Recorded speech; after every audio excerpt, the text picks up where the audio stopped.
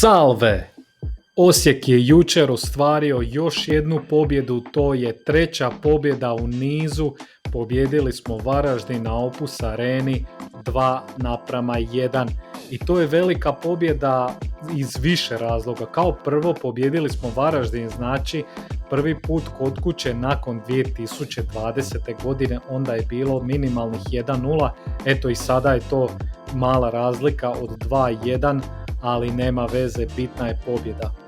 Isto tako je jako bitna pobjeda, naravno zato što smo počeli sada već malo ozbiljnije povezivati pobjede, to je znači sada već treća pobjeda u nizu u prvenstvu, a ako računamo i kup, onda možemo reći da je to već četvrta pobjeda u nizu i to je ono što smo čekali, to je ono što smo priželjkivali, to sam pričao već kad smo pričali o ovom nizu od te 4 utakmice, da želim sve pobjede i evo već imamo 3 od 4, još je ostalo samo sljedeće kolo, gostujemo u Istri i tamo isto tako, ako uspijemo i tamo pobijediti, onda će to biti stvarno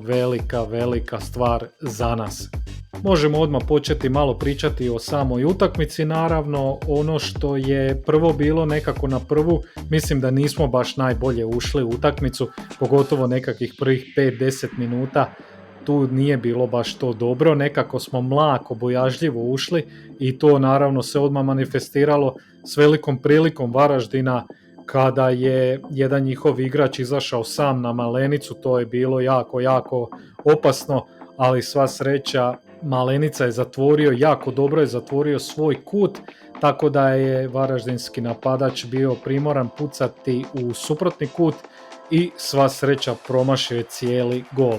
Nakon toga mislim da smo preuzeli konce i bili smo bolji suparnik u prvom poluvremenu, to svakako. Imao je naravno Varaždin još par prilika, poluprilika, jer mislim moramo biti realni, mislim Varaždin je u tom trenutku bio četvrta ekipa HNL-a, znači nisu oni neki cirkusanti pa da sada će oni ovdje doći i mi ćemo ih potpuno dominirati. To nikad nije bila neka realnost, tako da imali su oni nekih svojih prilika i poluprilika, to svakako, ali mislim da smo sveukupno gledajući bili bolji suparnik, pogotovo u prvih 45 minuta. I nekako smo vodili tu igru, dobro je to bilo, dobro je to izgledalo, najviše bi tu izdvojio Tjaga Dantaša koji je nekako vodio cijelu našu tu igru i to je jako dobro izgledalo, stvarno je bio, dečko je odigrao na jako visokoj razini i već se to vidjelo iz utakmice u utakmicu kako se to poboljšava i to isto tako se može reći pogotovo za Jakupovića koji je apsolutni heroj ove utakmice, znači onaj prvi gol,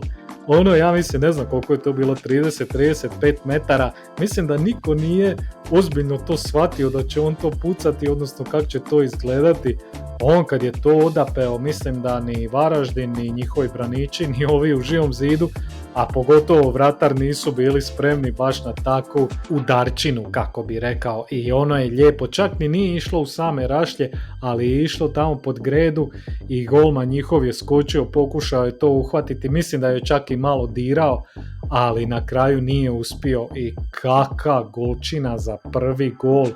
na Opus Areni, prvi gol u HNL-u, znači svaka čast Arnel Jakupović, mislim da tome smo se nadali od početka, to smo priželjkivali, znali smo nekako da će to doći i eto napokon je došlo i nije moglo doći u ljepšem i bitnijem trenutku, znači otvaranje utakmice protiv Varaždina, jako neugodnog za nas protivnika, povijesno, jel, kad gledamo, a i s obzirom kako ova sezona izgleda i gdje su oni, a gdje smo mi, koliko su malo golova primali, tako da ovo nije moglo ljepše početi i jako nas može veseliti što napokon opet imamo nekoga ko može potegnuti iz slobodnjaka, iz tako velikih udaljenosti, to će nam isto svakako dobro doći. U tom periodu smo najbolje igrali, onda je bila još jedna ona šansa Pušića i to mi se jako svidjelo zato što smo uzeli loptu vrlo blizu njihovog 16-terca i to sa pritiskom. Naša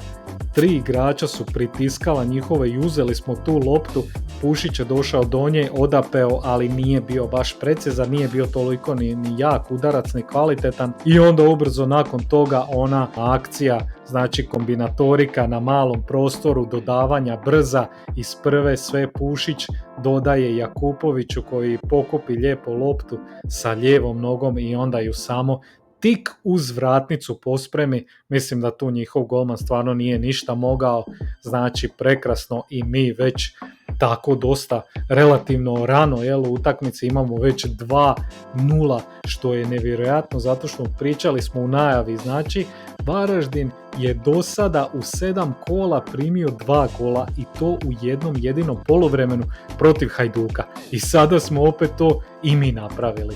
I bilo je tu čak i šansi, bilo je tu prilika, nekih poluprilika da se to dođe i do 3-0 čak i u drugom poluvremenu, ali eto nismo uspjeli onako da bude potpuno opušteno do kraja, to je jedino šteta i naravno šteta onog gola što smo primili. Moramo reći da je u drugom poluvremenu smo pali, svakako Varaždin je tu bio bolji i bilo je to i za očekivati opet. Znači ću reći, nije Varaždin, nisu oni neki cirkusanti, oni nisu neopasan protivnik, nije tu bilo realno da ćemo mi u ovakvom stanju, da ćemo mi sada izdominirati Varaždin kojeg nismo pobjedili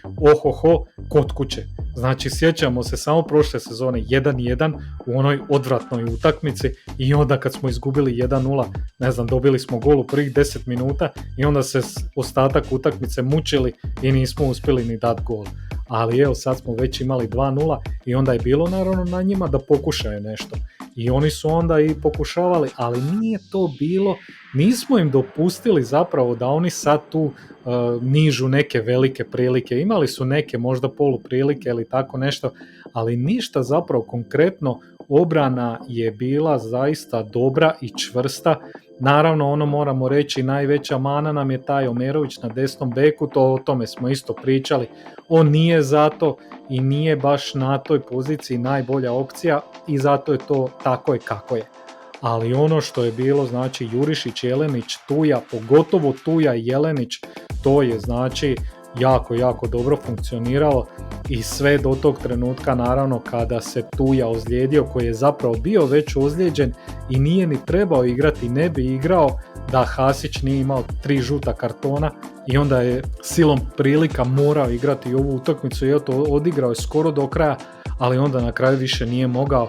i onda je ušao Vrbanac i tu se onda malo, kad su zapravo sve te zamjene ušle, onda se tu još više to nekako razvodnilo. Djelomično je to razumljivo, naravno, čim uđu neke zamjene, pogotovo ako možda nisu baš pogođene u tom trenutku, u toj utakmici, onda to baš i nije to. Znači moramo reći da napredujemo. Znači prvo smo imali, do nedavno smo imali prvih 30 minuta da su bili dobri, sad imamo, evo možemo reći i 45, a nadamo se, odnosno ja vjerujem i to se vidi po toj igri, ja vjerujem da će se to sve više i više produživati, što više ovi dečki budu igrali zajedno, to će igra biti sve smislenija, sve bolja, sve duži i duži period će moći igrati na toj razini, a ovaj period što sada imamo koji igramo na toj razini je jako dobar i ponovo se počinje vidjeti ono što smo vidjeli i što smo komentirali na početku sezone prije odlaska Mjereza i Nejašmića, počeli su se vidjeti ti obrisi Kopitelijeve igre i onda se naravno kad sa njihovim odlaskom to se sve izgubilo. Došli su novi igrači, to se moralo ponovo sve od početka posložiti i sada tek opet dolazimo na to da se naziru ti obrisi njegove igre i ono što ja vidim, meni se to jako sviđa, znači vrlo lijepo dodavanje kombinatorika, uglavnom bez bezveznih napucavanja. Ima još uvijek, što mi se ne sviđa naravno i pogotovo u drugom poluvremenu smo to vidjeli, još uvijek ima tih neforsiranih grešaka, ali opet puno manje nego na primjer protiv Slavena gdje je to bilo katastrofalno za gledat. Ovdje je sada to puno bolje, puno manje ima tih i što se više budemo igravali, što više bude i to samopouzdanje raslo, to će biti sve bolje i bolje. Kao što sam natuknuo, od igrača koje bi svakako izdvojio, koji su nekakvi heroji utakmice, kako bismo rekli, to su definitivno Thiago Dantas i Arnel Jakupović, znači odigrali su fantastično. Jakupović ne samo za golove, nego njegovo izlaženje i primanje lopte i odigravanje sa suigračima u povratku, znači u silasku, to je bilo jako, jako dobro i koja je isto kao i Dantas, znači kad usporedimo one utakmice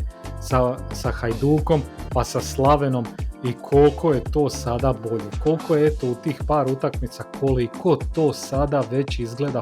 puno bolje. Znači definitivno za mene Thiago Dantas i Arnel Jakupović su stvarno bili fantastični ovu utakmicu i još ako bi nekoga morao izdvojiti, onda bi to definitivno bio Alessandro Tuja. Znači mislim da smo s njim dobili nešto što nitko nije zapravo očekivao. To smo pričali u onom videu kada smo ih najavili. Rekli smo da su ti igrači bez ugovora, odnosno slobodni igrači, oni su kao kinder jaje u tim nekim godinama poslije 30. Nikad ne znaš šta ćeš dobiti, ali za sad čini se da je Tuja pravi pogodak, ono kad dobijete onu figuricu, ono štrumfa u kinder jajetu, to je to, a ne dobijete onu glupu igračku na slaganje, to je Alessandro Tuja, on je taj štrumf, papa štrumf, brate mili, i ima da on kida u obrani. I ono što mi se kod njega svidjelo, znači kod njega nema zezancije, nema posebno nekog riskiranja, nema gluposti, nego sve radi onako kako treba, bez pretjeranog razmišljanja, bez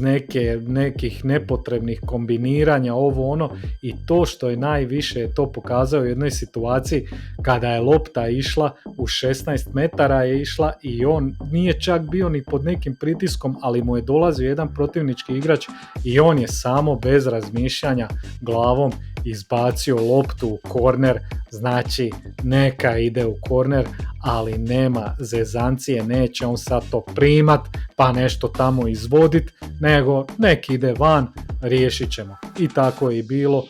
korner taj nije bio uopće opasan, tako da to je bilo odlično. Ja volim take stopere, volim take braniče koji ne riskiraju, koji ne pokušavaju nešto izmišljati, ovo ono, brate, riješe se te lopte i to je to. A sada ćemo malo prokomentirati i vaše prognoze. Znači da vidimo šta ste mi ostavili u komentarima, pa da vidimo koliko ste pogodili, koliko ste bili uspješni. Kao prvo imamo tu ovaj komentar, ministar 4231 kaže 4-4 Thomas Ball. I to mi se, sviđa mi se zato što moram reći što se tiče znači tog Stjepana Tomasa, znam da ovo nije baš popularno mišljenje, ali meni se sviđao taj njegov nogomet, onako bezkompromisni, idemo sve u napad pa šta bude, i ti rezultati kakve smo mi imali kod njega, možemo se samo sjetiti onog otvaranja na Opus Areni sa Slavenom, znači 6-1, pa smo onda u Rudešu gubili 3-0 pa pobjedili 4-3, pa sa Istrom 4-4, to je znači bila golijada i koliko god se možda to nekom nije baš sviđalo, ali ne može se reći da je na Stjepanovim utakmicama bilo dosadno. To je znači uvijek bilo golova, znači obrana 0 bodova, sve u napad, pa valjda ćemo dati više nek što ćemo primiti. Onda imamo komentar Kaj je 74 kaže golijada 2-0. Eto lega, skoro si pogodio, ali ipak smo dobili taj gol. A vidite ovog proroka, kaže Jakub će proraditi, pa eto lega, pogodio si, Jakub je proradio i na kakav način je proradio, znači fantastična 2 gola, ovaj prvi, ako ne bude najbolji gol kola, onda ne znam šta. Onda imamo prognoze od 1-0, Marijan Šakić i Aleksandar J. Pavlović. Mislim da je to dosta realno bilo, naravno, za prognozirati, ali eto, ipak smo uspjeli dati još jedan osim toga. Pa se onda Kaje 74 nadovezao, kaže trend nedobivanja golova nekako se poklapa s povratkom Malenog, samo kažem. Pa dobro kažeš, ja bih rekao, i mislim da je to jako dobro, to smo već komentirali. Vrijedi ponoviti, Malenica je naš prvi golman i ja se nadam da će to tako ostati i smatram da to treba tako ostati. Onda imamo našeg Željka Nikšića koji je uglavnom nezadovoljan s našim pregledima, sa pozitivom i sa svime time, ali eto, uvijek komentira i tako i ovaj puta je ostavio prognozu 0-0 ili 1-1, dosta pesimistično u njegovom stilu, ali mora se priznati realno i lako je moglo biti 0-0 i 1-1 s obzirom na stanje obje momčadi, moglo je to biti vrlo lako, nema se tu šta posebno prigovoriti. A onda imamo i najveće optimiste, a to su Today Distribution i Vjeran Špringman koji su obojica rekli 3-0 za nas. I naravno to je bilo, skoro je čak i bilo, što je najzanimljivije, skoro smo i došli čak i na tih 3-0, ali eto, volim te optimistične, pa makar bili i nerealni. Max Pospani nam je jednostavno rekao da nam je Varaždin uvijek crna mačka i to je naravno istina. I jako možemo biti sada zadovoljni što smo napokon prekinuli taj niz. Ne treba zaboraviti ni onu pobjedu u Varaždinu u zadnjem kolu prošle sezone, a evo napokon nakon 4 godine pobjeda i kod kuće. Mario iz Našica nam se tu malo našalio, ja bih rekao prognozirao je 0-2, ali dobro, nećemo mu zamjeriti. Ja vjerujem da je to bila šala i da je on u potpunosti vjerovao u našu pobjedu. A onda imamo tu i Zena koji je prognozirao 0-1 za Varaždin i brate mili, nemoj mi prognozirati protiv Osijeka ako navijaš za Osijek, šta god mislio i koliko god možda to bilo realno ili nerealno, ali daj brate mili, prognoziraj pobjedu pa makar minimalno od 1-0 kod kuće, igramo protiv Varaždina, pa nije to ne znam nijako, uvijek se može pobijediti, kod kuće mi možemo uvijek pobijediti. Ali eto, drago mi je što nisi bio u pravu i eto nam pobjeda jako bitna. A onda imamo našeg prijatelja, našeg legu Josipa Bazanta koji je prognozirao Koho Trta Dakovo. Ja sad nisam siguran, mislim da to nije baš rezultat neki, jer ne znam koji, ili je možda to neka šifra, ja ne znam, evo ne znam šta bi to moglo biti, ali evo ja ću pogoditi, probat ću neka pogoditi, ja bih rekao da to znači zapravo Kohorta Đakovo. Pozdrav Đakovčanima, pozdrav kohortašima. I na kraju kao šlag na tortu, kao šećer na kraju imamo prognozu Kjele Zele je rekao 2-1 i jedini je u komentarima pogodio točan rezultat, tako da lega čestitam i može nam naravno svima biti drago što si upravo ti pogodio. Toliko za ovaj video, uostalom smatram da Varaždinum treba razoriti.